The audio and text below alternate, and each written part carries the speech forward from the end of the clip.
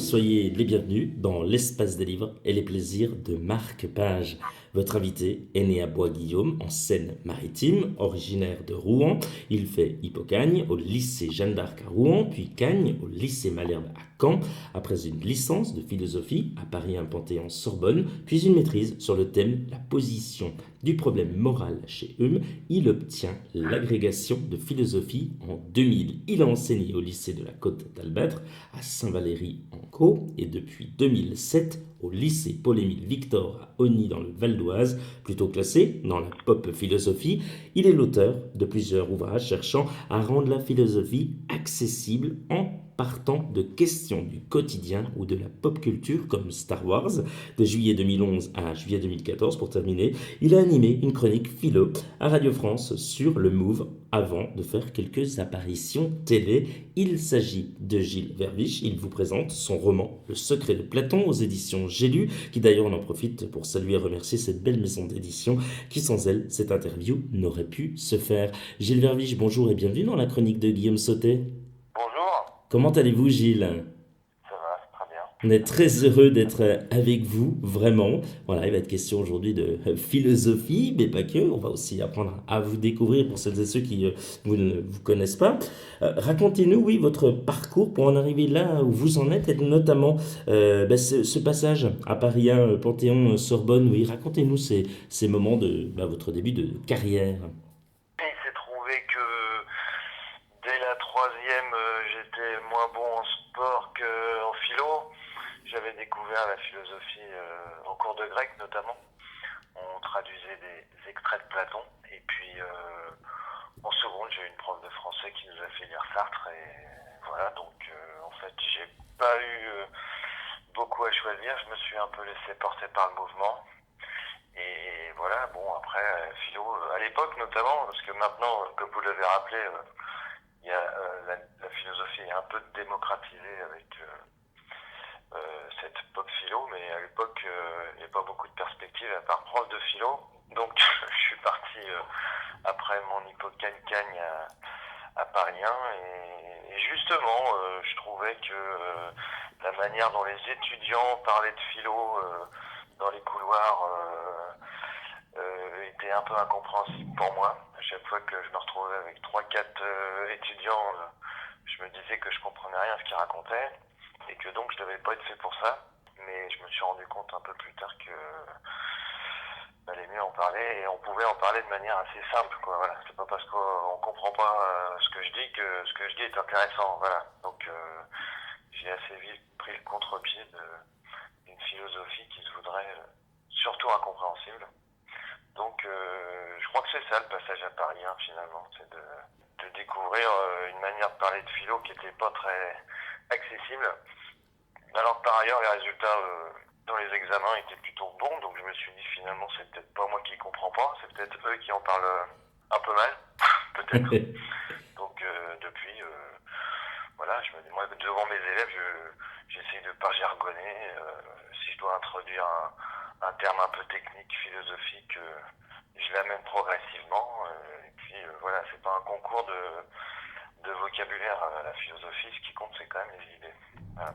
Vraiment une vraie passion, hein, on le sent pour vous, cette philosophie. Je pense qu'il y en a d'autres de passions quand vous n'écrivez pas, notamment, ou vous enseignez pas la philosophie. Qu'est-ce que vous aimez faire? Oui, quelles sont vos autres passions, Gilles?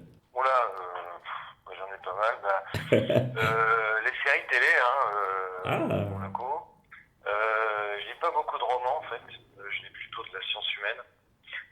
D'ailleurs, en général, c'est des livres que je lis quand je suis en période de recherche pour mes livres. Voilà. Donc, je suis pas mal télé en fait. Hein. C'est bizarre, ça va pas trop avec l'image du philosophe qui devrait plutôt passer ses soirées au coin du feu à lire des livres. Donc, pas mal séries télé. Je cours aussi, de manière anecdotique. Voilà, je fais un peu de sport, on dirait pas. Voilà quoi. Écoutez, puis j'écris, oui, j'écris pas mal en fait. Ça prend pas mal de temps parce que j'aime bien ça en fait. J'aime bien travailler. Voilà. ouais, on devrait faire, tiens, 3 heures. Et vous avez 3 heures sur le travail. Ouais, ouais, tout à fait. C'est un thème philosophique. Vous êtes plutôt quoi comme style de série? Quelle est la dernière série que vous ayez vue par exemple? Bah là, je suis en train de découvrir Breaking Bad que je connaissais pas alors que tout le monde connaît. Donc je Oui, rattrape un peu ma culture, ma pop culture.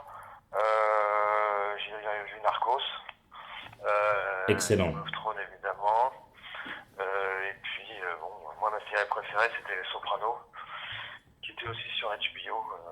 Voilà, donc j'en consomme pas mal. Vous êtes un consommateur de séries, hein. Un consommateur, j'essaie d'en faire quelque chose justement, c'est ça, c'est parce que la consommation, ça voudrait peut-être dire que juste on avale, on digère et on n'en fait pas grand-chose. Voilà, moi ça, j'essaie que ça alimente aussi ma réflexion, et c'est ce que j'essaie de faire après, c'est de faire un peu de philosophie avec tout ça, quoi. On peut pas sauver toutes les séries, hein. Il y a des choses que j'ai du mal à regarder. Plus belle la vie, par exemple, j'ai pas trop regardé. Je suis pas certain qu'on puisse faire grand chose avec. Bon, voilà, il y a peut-être des limites, faut voir. Il y aurait peut-être moyen de philosopher dessus, je sais pas. Je crois que ça s'est fait, hein. J'avais vu passer un livre, Plus belle la philosophie, donc apparemment il y a quelqu'un qui avait trouvé. Il m'a dit, ah, pourquoi pas, hein. Pas mal le titre, pas mal du tout ça, Gilles. Ouais, ouais, ouais. Gilles, ça tombe bien, on est chez vous, avec vous. On se dirige tout droit vers votre bibliothèque. On sait que vous lisez un petit peu, pas beaucoup, mais ça vous arrive quand même. Qu'est-ce qu'on va y retrouver, notamment à l'intérieur de celle-ci, oui? Quels sont les ouvrages qui sont avec vous? Ouais, bah, c'est comme je vous disais, c'est beaucoup de philosophie. Je lis beaucoup, hein. Je disais que je lisais pas beaucoup de romans, mais je lis beaucoup, donc c'est plutôt de la philosophie. Et là, c'est assez varié. Là, je suis dans la bibliothèque, justement, pour faire un point. Bon, j'ai pas mal de livres sur Star Wars aussi. Ça, c'est pas de la philosophie, donc voilà. Des choses sur... on en parlera peut-être avec Platon. Des choses sur le Moyen-Âge, l'alchimie. Des choses un petit peu ésotériques comme ça. Et puis sinon, bah, sur un peu tous les philosophes classiques ou contemporains. C'est assez varié. Pas mal de peintures aussi. J'aime bien Jérôme Bosch, un peintre plutôt primitif flamand. Donc c'est assez varié. Ça va de Star Wars à la peinture flamande en fait. C'est ce que j'allais dire, c'est éclectique, oui, pour le coup. On passe Voilà. du coq à l'âne, mais c'est excellent en tous les cas. Et ben ça tombe bien, Gilles Verbiche. On va s'adresser cette fois-ci, vous en avez parlé un petit coup il y a quelques instants, notamment du secret de Platon. Eh ben tiens, ça tombe bien, on va s'intéresser à cet ouvrage qui est bien sûr édité aux éditions J'ai lu, on le rappelle. Comment vous est venue l'idée d'écrire ce roman et pourquoi avoir choisi comme philosophe Platon et pas un autre? Racontez-nous. Et ben, bah, comme je vous ai dit, je suis assez, j'aime bien tout ce qui est un peu ésotérique. Bon, je suis pas très conspirationniste ou complotiste, même pas du tout, mais j'ai été un peu élevé quand j'étais adolescent dans les années 90, au début des années 90, au jeu de rôle. Donc, on se promenait dans les châteaux du Moyen-Âge avec des dragons. Voilà, donc tout ce qui est un peu intrigue comme ça, fantastique et même plutôt merveilleuse me plaisait pas mal. Et puis, comme j'avais envie de faire découvrir encore d'une nouvelle manière la philosophie, je voulais monter une intrigue avec un scénario un peu comme ça, avec un mystère. Et pourquoi Platon plutôt qu'un autre? Parce que en fait j'ai eu le projet de faire une histoire de la philosophie, donc avec ces personnages. Donc on verra. L'idée c'était de faire quelque chose en plusieurs volumes. Bon, on verra. Mais en tout cas, donc je commençais par le début. Donc je commence par la philosophie antique et même quand on lit le livre, on se rend compte que la première partie, ça se passe même avant la philosophie, quoi. C'est plutôt les mythes, la période des mythes avant la philosophie. Et donc, bon, comme le philosophe important quand même de la période antique, c'est Platon, je me suis dit que c'était une bonne porte d'entrée pour après balayer l'ensemble de la philosophie antique. Voilà. Sachant donc que l'idée, c'était de faire une intrigue qui emmène le lecteur et qui lui permette, sans s'en rendre compte, de découvrir un peu les philosophes. Comment s'est passée ensuite la phase d'écriture en termes de chapitres? Il faut chapitre bien sûr tout cela. Je pense qu'il y a eu des recherches également. Et est-ce qu'il y avait un plan? Est-ce que vous avez fait un plan ou alors pas du tout? On sait que certains auteurs le font. Enfin, vous, comment vous avez procédé? Bah, comme il y a quand même une intrigue plus ou moins ésotérique avec une énigme et une solution, ça j'ai fait un plan là-dessus. Enfin, c'était c'est-à-dire que j'avais des pierres, des repères, des grands repères principaux de l'intrigue, et donc avec le problème, donc quand Platon, ça part donc du mystère de l'Atlantide, on peut rappeler que c'est justement Platon le premier qui en a parlé, donc ça tombait bien. Pourquoi Platon? Ça peut être aussi une raison, c'est-à-dire qu'il y a chez Platon ce récit du mythe de l'Atlantide, donc civilisation qui aurait disparu sous un déluge, et depuis 2500 ans, plein de chercheurs amateurs, qui se disent atlantologues d'ailleurs, se demandent si ce continent même n'aurait pas vraiment existé. Donc si vous allez sur internet, vous trouverez un peu tous les délires possibles sur ce sujet-là. Et donc ça je l'avais construit, quoi. Voilà, l'énigme avec un professeur d'archéologie qui emmène ses élèves en Crète, et puis le vieux philosophe un peu énigmatique qui disparaît. Donc ça c'est le point de départ, hein, voilà, hein, un vieux professeur qui emmène ses étudiants en Crète et sur l'île de Santorin, qui passe pour être à l'origine de l'Atlantide, et donc énigme, il a disparu, et on apprend assez vite qu'il était à la recherche de l'Atlantide. Donc sur les grands points de l'intrigue, j'avais fait un plan, mais après par contre j'ai un peu c'est l'écriture en fait qui notamment développe les personnages, et là il y a moins de préparation. On n'écrit pas un livre comme un film en fait, hein, quand on fait un film, parce que je suis en train d'en faire un par ailleurs, faut vraiment avoir un séquencier très précis de toutes les scènes les unes après les autres. Là on se laisse aller un peu par les personnages, en développant certains, et on se laisse un peu surprendre soi-même par les personnages qu'on développe. Donc c'est un mélange de préparation et d'improvisation. Et puis là où j'ai fait le plus de recherche en fait, c'est sur l'Atlantide, parce que niveau philosophique, je savais à peu près ce que j'avais envie de faire découvrir au lecteur. Paradoxalement, c'est un livre qui fait découvrir la philosophie. Donc honnêtement, c'est là-dessus que j'avais le plus de connaissances a priori. Par contre, pour bétonner un peu mon intrigue sur l'Atlantide, c'est là que j'ai lu beaucoup de livres. Vous en parlez donc de l'Atlantide, ça tombe bien pour celles et ceux qui viennent de nous rejoindre. L'Atlantide n'a pas encore révélé tous ses mystères. Racontez-nous en quelques mots cette histoire si haletante, oui, que vous nous faites vivre notamment, et aussi surtout vos héros, on peut le dire ainsi, Étienne, Phalène ou encore Kali, un roman que l'on ne peut plus lâcher tellement vous nous captivez du début jusqu'à la fin. Bravo Gilles. Merci, c'est gentil, c'est ce que j'ai essayé de faire. L'idée, c'était vraiment de faire découvrir la philosophie, mais que ce soit, comme ce que j'essaie de faire d'habitude, assez digeste, quoi, accessible. Alors effectivement, les trois étudiants qui sont emmenés par ce professeur, qui ont des profils assez différents, un peu archétypal. Chacun est un peu un archétype, voilà. Donc, bon, Étienne, c'est le héros qui raconte l'histoire, en fait, à la première personne, et qui est plutôt un adolescent, enfin ils ont tous une vingtaine d'années, hein, ce qu'on appellerait aujourd'hui les young adultes, quelque chose comme ça. Il a une vingtaine d'années, il se pose pas mal de questions, il est un peu mélancolique, voire dépressif. En tout cas, il se pose beaucoup de questions métaphysiques sur le sens de l'existence, donc il est assez perdu.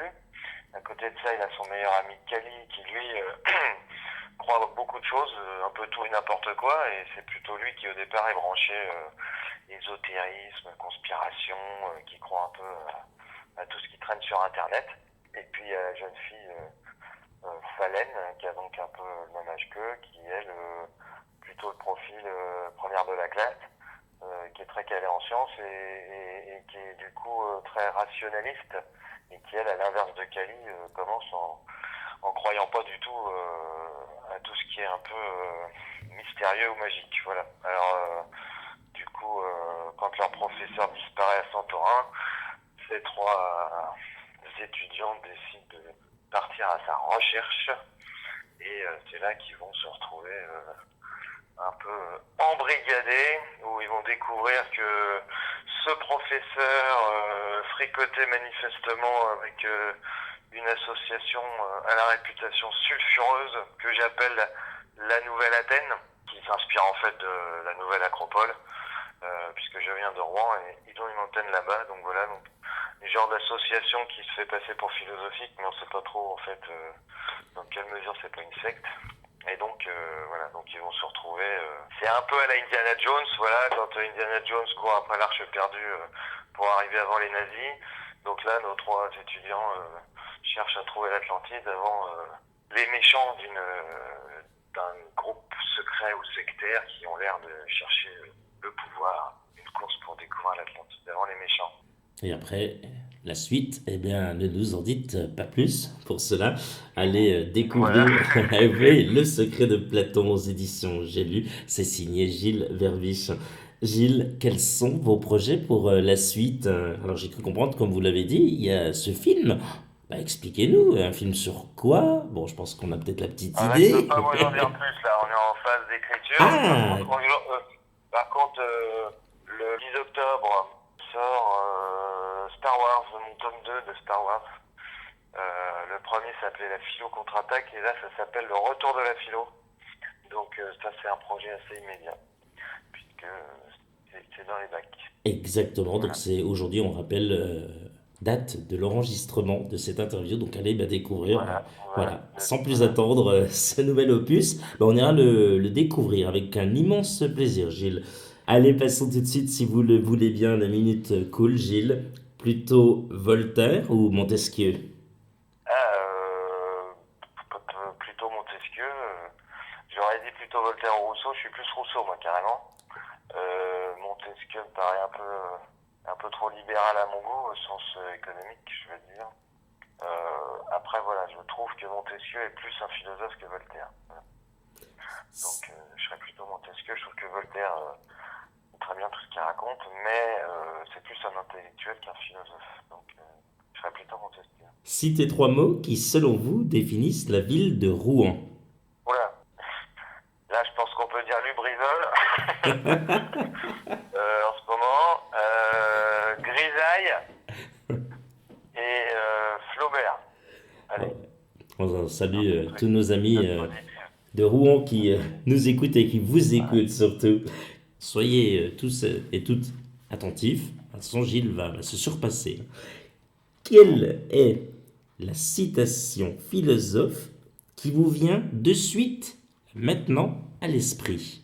Il y en a tellement classique. Ce qui ne me tue pas me rend plus fort, Nietzsche. Voilà. Plutôt vacances sur une île ou au pôle Nord? Les îles, plutôt. Pour des vacances. Si vous étiez un personnage célèbre, ce serait lequel? Talleyrand. Après, il est peut-être pas forcément célèbre, mais je me dis, quitte à avoir une vie, autant avoir celle-là. Il a vécu tellement de choses. Êtes-vous plutôt musique classique ou rock? Ah, vraiment les deux. Ah, Vraiment. On parlait d'éclectisme tout à l'heure. J'aime vraiment les deux. Vraiment, je suis fan de Mozart et je suis fan de Pearl Jam. Pareil. Je ne peux pas vous dire que vraiment, c'est vraiment les deux. enfin Gilles, si vous aviez un rêve, ce serait... D'essayer d'écrire des bons livres. Ben, vous le faites déjà bien, puis moi j'allais dire de continuer à philosopher comme vous le faites et enseigner la philosophie avec simplicité. Gilles Verviche, rappelons que vous êtes l'auteur du roman Le secret de Platon aux éditions J'ai lu. Merci d'avoir accepté l'invitation de la chronique de Guillaume Sautet. Merci à vous. Merci. Ben, avec un immense plaisir, vous revenez quand vous le souhaitez, hein. La porte est grande ouverte. Je viendrai. Rendez-vous très prochainement pour un nouveau numéro et de nouvelles aventures littéraires. Comme toujours, prenez soin de vous, bonne lecture, salut!